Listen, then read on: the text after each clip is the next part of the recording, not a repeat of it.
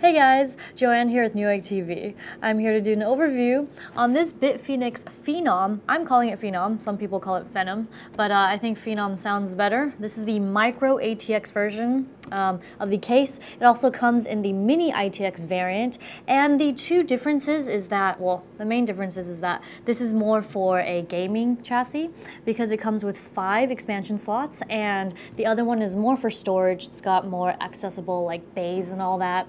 But aside from that, this comes in 2 colors, black and white, and they're both matte colors with a soft touch surface, which is really cool.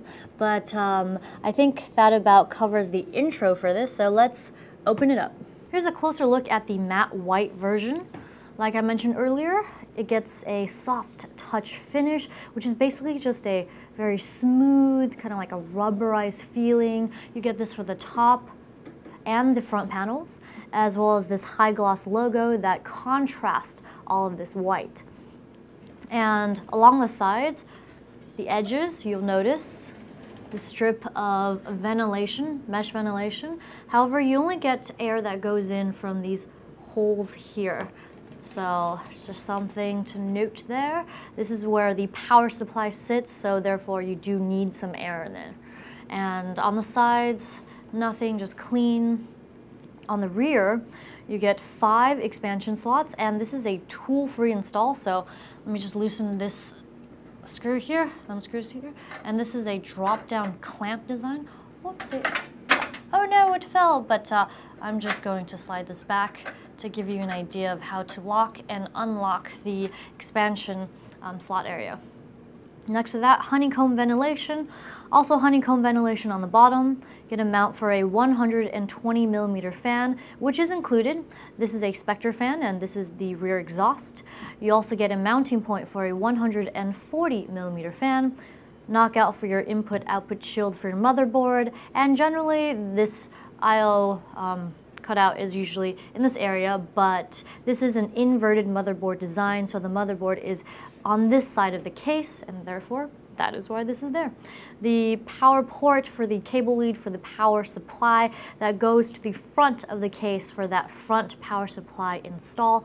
I generally don't see too many of those. It's usually on the bottom top, but once again, the motherboard, everything is just kind of inverted, so there you have it. Finally, on this side of the case, you get your power button, reset button, your headphone microphone jacks, as well as 2 USB 3.0 ports and some LED indicators. At the top of the case, you get this mesh filter here. It is removable just by sliding this piece down. Ta-da! Here it is, large honeycomb design.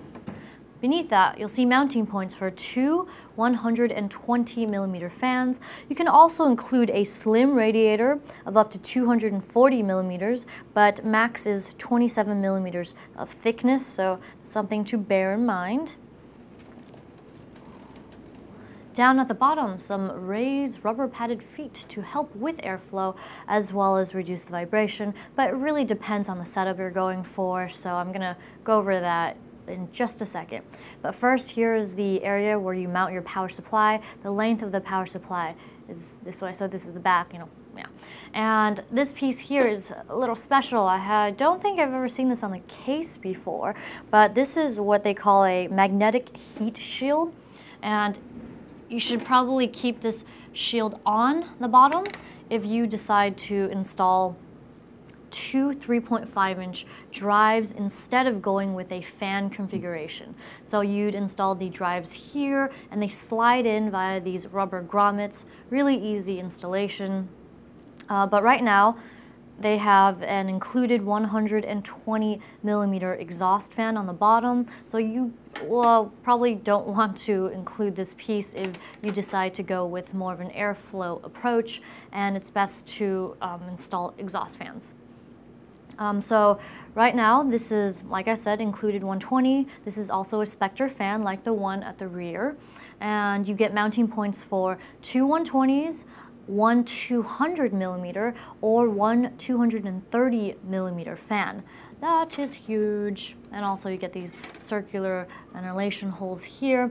And basically what this piece is for, if you decide to go with the 3.5-inch drive mounting system, that configuration, then what this does, it prevents heat from rising up the case from the power supply.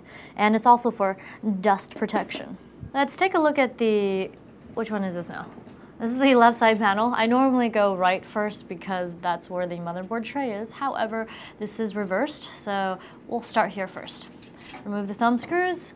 This side panel comes off easily, just like that. First slide and then open up.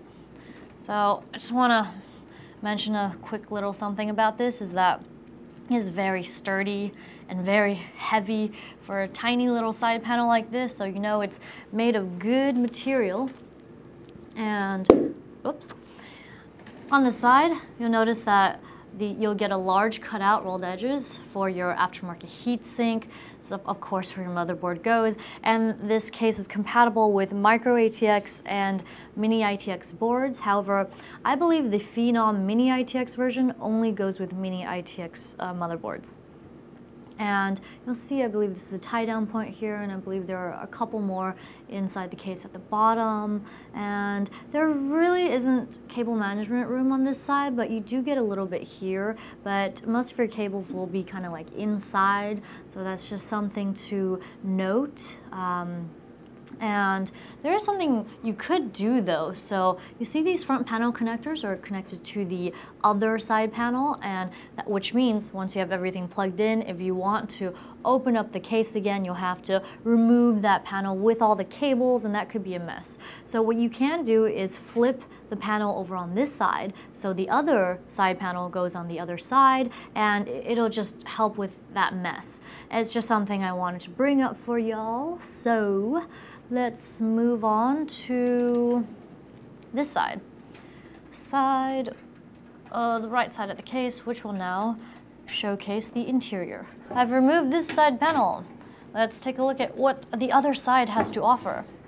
So first, a look at the front panel connectors. Alrighty, what do we have? For the USB 3 ports on the side, you get this 20-pin USB 3 header. Always great to have.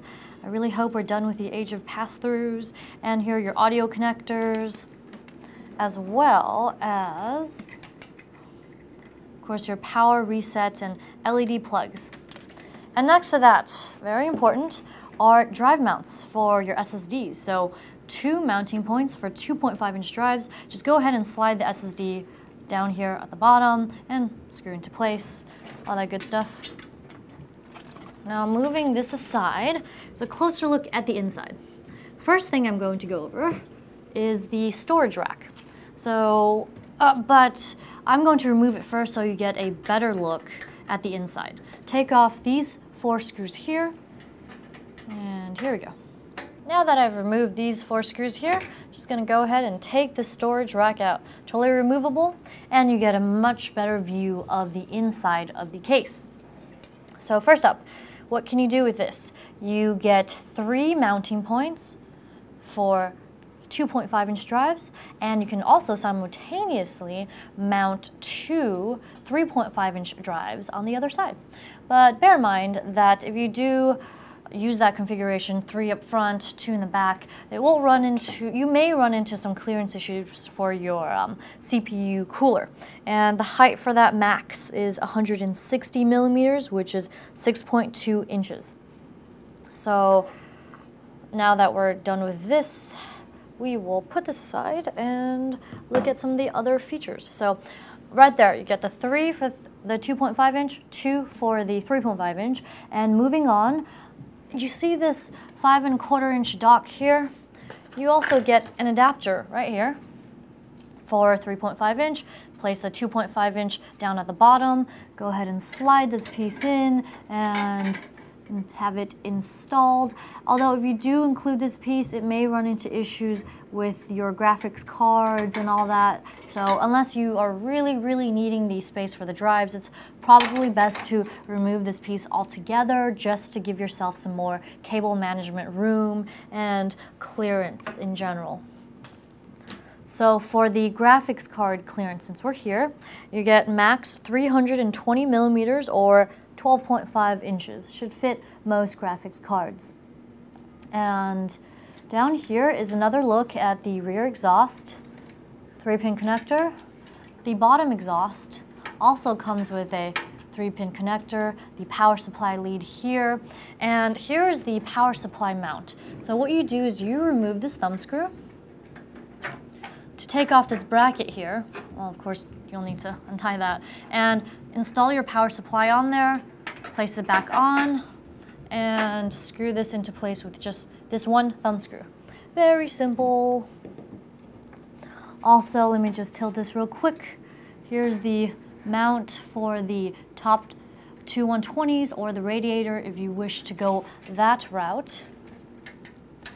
And I believe that about covers it. Oh yes, power supply length. The clearance is max 160 millimeters, also 6.2 inches, like the CPU cooler height. So before I go into the accessories, I would like to quickly once again reiterate, just for you, the awesome viewers, how many drive options you get. So 3.5 here, 2.5 inch here, and then on here, 3 2.5 inch, 2 3.5 inch, also slide-in mounting design for the 3.5 inch, and 2 more 2.5 inch. So you get how many? I believe 6 2.5 inch drive mounts and 5 3.5 inch, because you get 1 here, 2 on the rack here, and 2 on the bottom if you so choose to not do a cooling configuration down there. So off to the accessories. Of course, oh, what is that? Oh, what is this mysterious slip of paper? It is BitFenix limited warranty. Almost lost it right there. And of course, you get a pretty detailed guide on how to install everything in this case. Very cool. And in this box, what mysterious treasures await? You get USB 3 to 2 adapter if you have one of the older motherboards that does not support the 3.0 header. And in this box, you get some zip ties. There's 2 more in there, not gonna dig it out. And as well as this bag of hardware installation screws, as well as rubber grommets for the 3.5 inch drive installation, as well as black motherboard standoffs. Though you do get some over here, so where your motherboard goes, of course. And oh yes, one more thing I forgot. If you do intend to install this right here, you will block the top fan that is right here. So that's also something to consider if you do decide to use this piece. That wraps up our overview on this BitFenix Phenom Micro-ATX computer case. I'm Joanne, and if you enjoyed this video, be sure to subscribe to our Newegg YouTube channel. Thanks for watching Newegg TV, and we'll see you next time.